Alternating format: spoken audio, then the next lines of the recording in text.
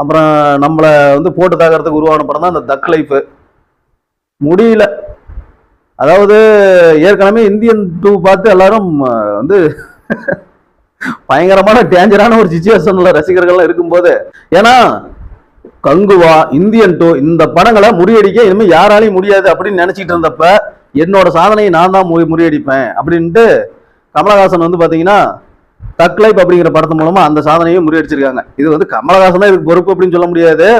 Direction ஒன்றும் இல்லை பெருசா, வந்து படத்தோட கதையே சரியில்லை. ஏன்னா அவர் நல்லா தான் அடிச்சுக்கிறாரு, படத்தோட கதை ஒர்க் அவுட் ஆகல.